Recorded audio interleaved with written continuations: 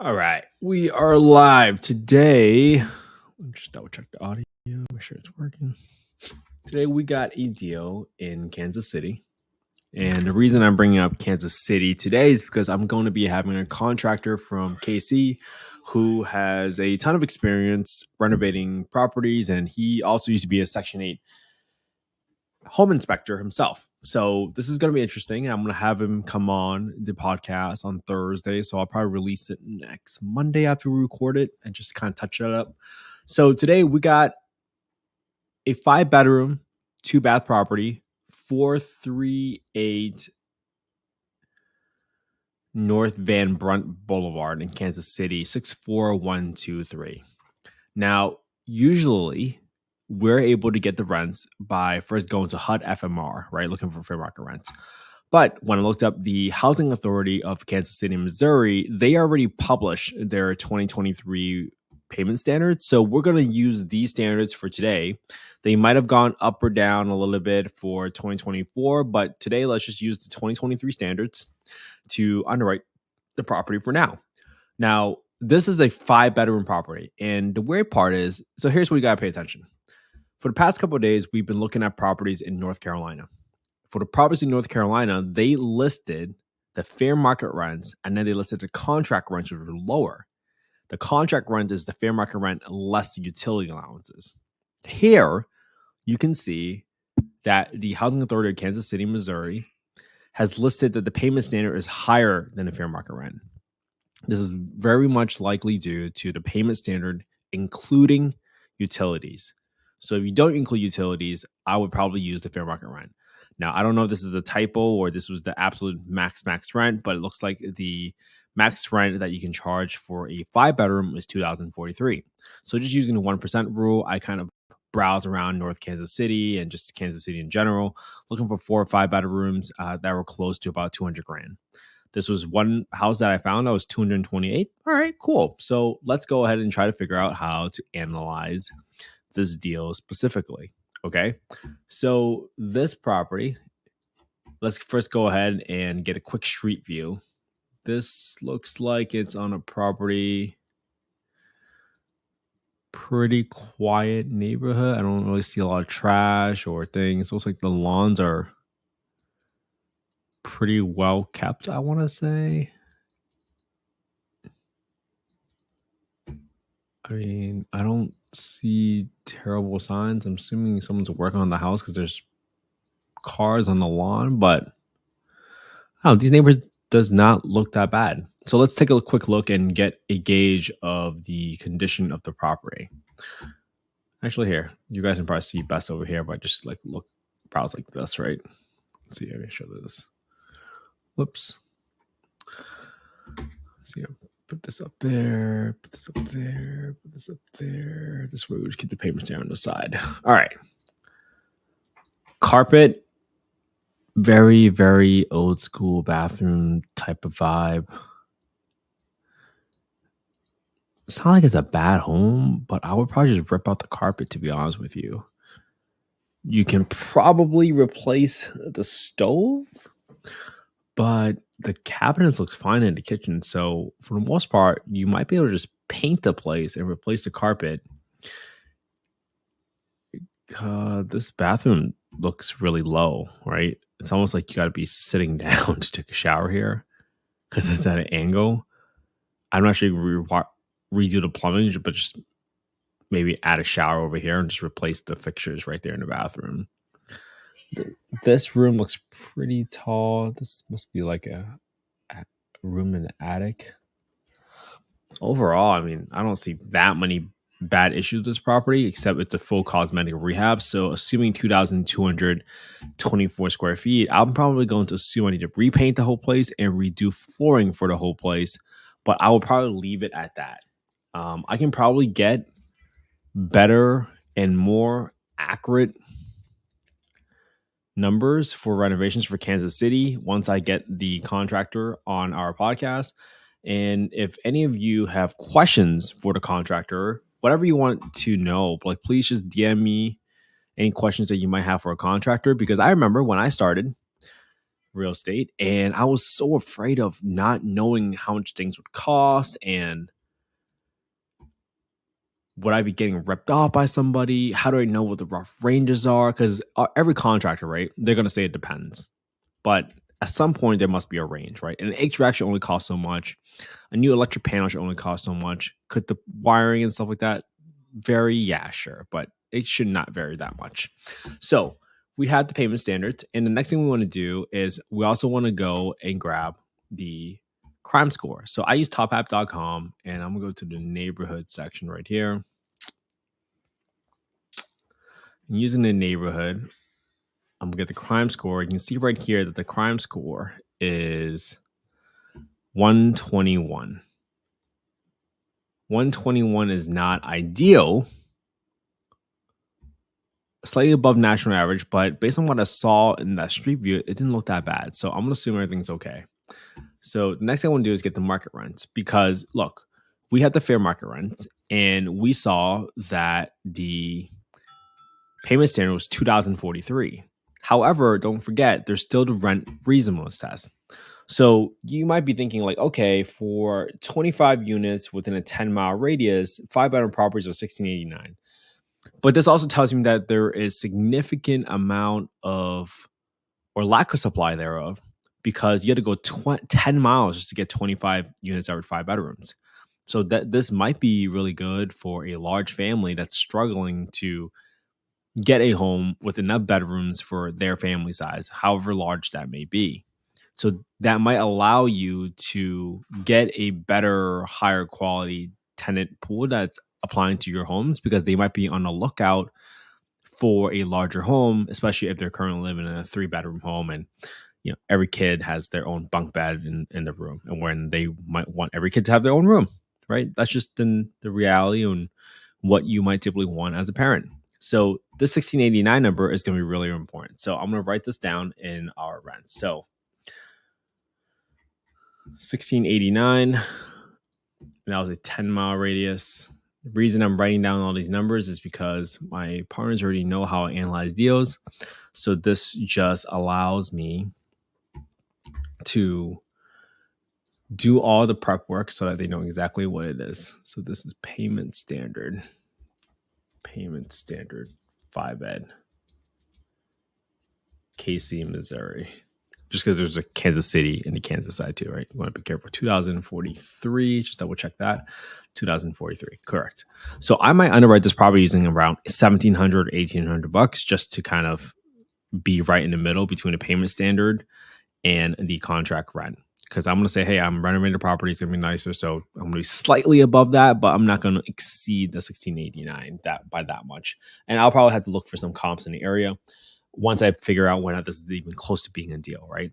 That's the whole point of this. So this property was listed for $228,228,000 for the renovations. We're going to update this tab right now.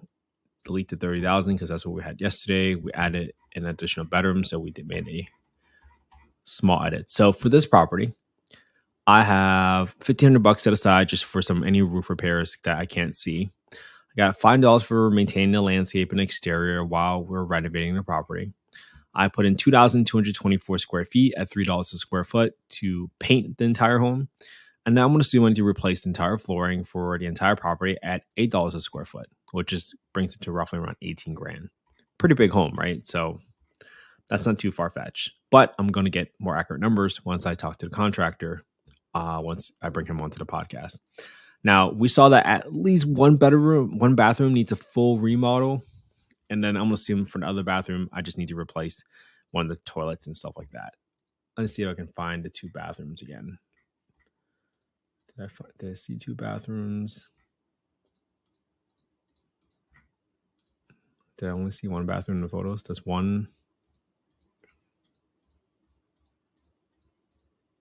And here's the other bathroom. So for this bathroom, looks in decent condition.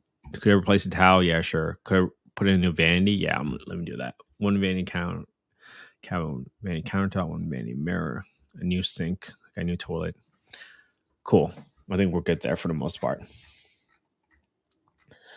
I'm assuming all the water heater is still working because it looks like people are still working there. I'm assuming there's no termite issues because it's on the market. So if I find any termite issues, there should be some sort of credit that's given back to me for this property. So that gives me to a total rehab of about $40,000 for this property. All right, cool. So what do I have? I got $1,800 for rent. In order to find my PITI, what I'm going to do is assume that I have a 25% down, assuming my interest rate right now is about roughly 8% interest rate. And my finance amount is going to equals to the asking price subtracted by the down payment to get to my principal amount that I'm borrowing for this property. This is going to start in 4/1/2024. Whoops, sorry. Can't future date that. Let's just do 1/1. Okay. All right. I got 2.5% closing costs at $5,700. My renovations are $43,000. Let me get my property tax number. I'm going to get that right from the Redfin website for their estimate at $96 for property taxes. They have homeowner insurance at $167. So I'm going to take equals 167 times 1.2. So I'm adding a 20% premium by multiplying it by 1.2 so that I am accounting for a more expensive insurance premium, because usually for a investment property, the insurance cost is going to be a little bit higher. All right. So I got 10% for maintenance every single month that I'm setting aside. And I got 10% property management. I got 5% for vacancy because someone's always going to move out. I think it could be possibly lower at 3%. So let me lower to 3% because this is going to be a 5-bedroom property. And we saw how hard it was or how little 5-bedroom properties there are in the market. Could you verify that by talking to your housing authority and asking them, hey, how many folks with 5-bedroom vouchers do you have on your wait list? That could be one way you can figure out whether there's demand for a 5-bedroom, right? So again, all we're doing here today is trying to figure out, is this close to being a deal? And if not, what would make it a deal? All right. So now that I got all my expenses in at $220,000, assuming $1,800 is my rent, let's kind of go through the scenario together. My cash flow per month is negative $165. So I'm losing $165 a month on this property. That's a negative 1.9% cash and cash return. That was assuming a $228,000 purchase price, a $43,000 rehab, a 25% down payment, and an 8% mortgage interest. All right. Well, now you might be thinking, well, what if I can get the full maximum rent? Because that's what the payment standard says. Well, what if I get the full $2,043? Once you get to 2043, how much are you making now? You're now cash flowing $22 a month, which makes it a 0.3% cash and cash return at $228,000, $43,000. Everything else is still the same. Okay. Now, here's what I want to do. I want to go back to $1,800 and I want to ask myself, at what point would I buy a property that's a 5-bedroom property that requires a $43,000 rehab? How much would I pay for that property in order to get a 10% return? So if I want to get a 10% return, let's lower this to 150 grand. What about 100 grand? Yeah, you would have to buy a home for about $90,000, assuming everything else stayed constant for you to cash flow 10.5%, 95,000. Is that likely? Probably not. So 1,800, I would cash flow 566 a month with a cash and cash return of 9.8%. The purchase price is going to be $95,000 and my rehab is $43,000. 25% down payment, 8% interest rate. Everything else is still the same. So the only thing that has changed is that my purchase price has dropped from $228,000 to $95,000. Okay. Now, What if I talk to my contractor, he looks at the photos and said, "Oh no, you're definitely overestimating your rehab. There's no way that's a $43,000 job. This is probably like a 20, half of that." So if you halved it, right? And now all of a sudden it's 21,578 for the rehab, right? 21,578. How much am I willing to pay for the home now that my rent is $1,800 still, but my rehab has been half? We're going through the scenarios, right? Everything else is the same. It's still a 25% down and an 8% interest rate. Okay. Just do this so I don't confuse you guys. I'm only trying to highlight the areas in blue where the numbers have changed in the scenario so you can clearly figure out what's going on. So now that I have my rehab, I'm going to play around with the purchase price to see what will get me to 10%. 150 grand, 125, 120, 115. Okay. So if my rehab went down by half, instead of me being willing to only pay $95,000, I might be willing to pay $115,000 because my cash on cash return right now is still a 10.3% return, and my cash flow per month is $456 a month. See how we're adjusting the numbers in each cell in each scenario to figure out what terms make it a deal, right? That's all we're trying to figure out here. Because right now you're going to be like, okay, well, you might say, hey, Mr. Seller, I'd be willing to give you 95 grand because I'm assuming my rehab's 43. And I assume that I'm getting a not traditional loan, but a DSCR loan requires 25% down and 8% interest rate. Okay, great. Here's one more scenario for you. What if you're able to get a conventional investment loan and that might require only 7% interest rate because you're using your own, let's do it for fun. Let's do 6.5. Let's assume you're using your own W-2 income, your tax returns to qualify for an investment loan. So typically you have a little bit less risk to the lender because you have income to support and not just relying on the asset, but requires a lot more tax documents, but you might get a slightly lower interest rate at 6.5%. Well, now what do you want to pay? 130? 130. So now all of a sudden, right, your rehab is still half, your down payment is still the same, but your interest rate went down to 6%. Everything else is being the same, being equal, but you're now cash flowing $473 a month, and that's assuming a 9.9% cash on cash return because you are able to get your financing at a cheaper interest rate that allows you to pay more for a property.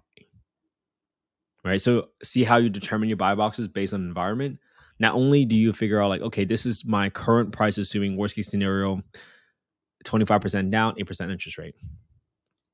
If all of a sudden your rehab got halved because you talked to a contractor and say, hey, I really think this is the deal. Can you go out there and give me a bid? Or you have a really great contractor on your team that could simply give you a quick glance at photos and be like, oh yeah, that's a $20,000 rehab, assuming you don't open up the walls and you find some crazy stuff, right? Then all of a sudden, well, what if interest rates went down to 6%? Well, now you're willing to pay $130,000 for this property. And these are all going to be critical scenarios for you to figure out so you understand exactly what you're willing to pay on a property, on the market, in this scenario, in this current climate. Because just remember, every single property has a set of terms that makes it work. And that's going to be really, really crucial, even as you adjust the rents, even as you whatever. Now, the last scenario I want to go through is, let me see if there is a underlying loan on this property. Because what if this property sits, right?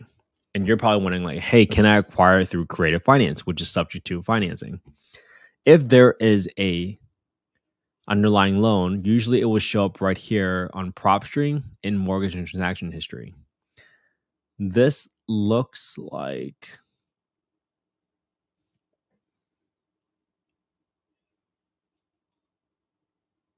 There's no underlying loan here.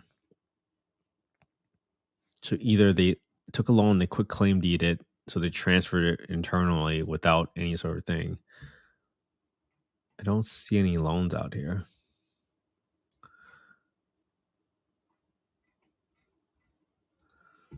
Yeah. Usually if there's a loan out here, it would say the loan, the terms and dates. And because it doesn't, I don't want to just guess here and give you all the wrong idea for this property. So I'm just gonna assume that this property, well, let's assume it's owned free and clear, right? Let's do that.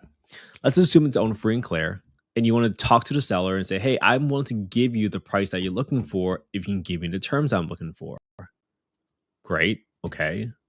What does that mean? What are you able to offer then? Right? You must be wondering that out loud to yourself, right? Close this out. My wire just came loose. So 1 second. Nope. What happened to it?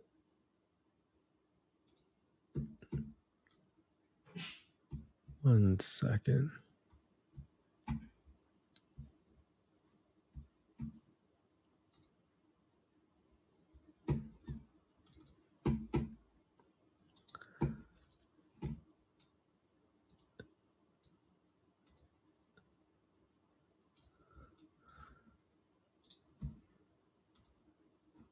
Okay.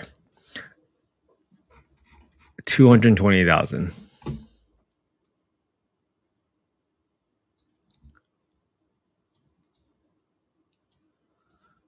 If I assume that my asking price is $220,000 and the seller owns it free and clear, what if I give them a lower down payment? What if I only give them 10%? If I give them 10%, it's still not going to cash flow. So I need to lower my interest rate. So what would make it a deal if I lowered my interest rate? Well, what if I turned this into a 2%? Great. 1%? Awesome. How about 1.25? 1%. Great. So I can give this owner a 10% down payment, a 1% interest rate, assuming everything else stayed the same, but my purchase price is $220,000. So now my rent is still $1,800. I'm cash flowing $426. That's still a 10.3% cash on cash return. If I offer the seller $228,000, as long as they're willing to give me the terms I want, which means that I can give them a 10% down at 1% interest rate. Makes sense? Well, what if the seller wants a bigger down payment? What if I give them 20%? Okay. What if I make this into a 0% interest rate? That still works, right? Now you might say, hey, Mr. Seller, I can give you 20% down as long as you give me principal only payments, which means it's 0% interest rate. So either or, these terms work for you. You might be willing to go to the seller. Hey, Mr. Seller, I can give you $95,000 if I have to go out and get a loan under my name because currently the interest rates are 8%. Or for some reason, if my rehab is way off and is actually way cheaper and the condition of the home is better than I thought it was going to be, I can give you 115.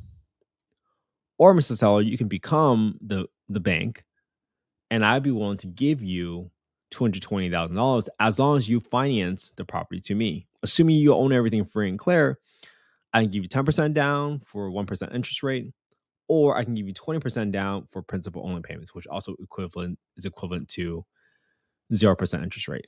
I would not call it 0%. I would call it principal only payments, but that's something for you to figure out how you can best communicate that to the seller. All right. So hopefully this was helpful. We went through tons of scenarios today for this on-market deal, and I can't wait to bring on the contractor from KC so you all can ask a few questions. But you have now learned how to develop a set of terms that gives you the cash and cash return you might be looking for. Whether that's 10%, whether that's 15%, that's your own personal preference, right? Some folks might say, oh, Kansas City is going to appreciate a lot in X amount of years. So I don't care if I break even, as long as I break even. It's your personal choice. This is not investment advice. I'm not soliciting any investments. I'm simply showing you the work every single day that's required of investing in real estate, which is analyzing deals. So thank you for tuning in today. Thank you for tuning in late on a Tuesday night. Hopefully this was helpful for everybody. And hey, if you have any questions for a contractor, please leave them in the comments on YouTube or just DM me on Instagram at investwithkenthe, and I'd be happy to figure out how to incorporate those questions into my podcast interview. All right. Have an amazing day, everybody. I'll be back here again tomorrow. Thanks for joining me for 136 days in a row.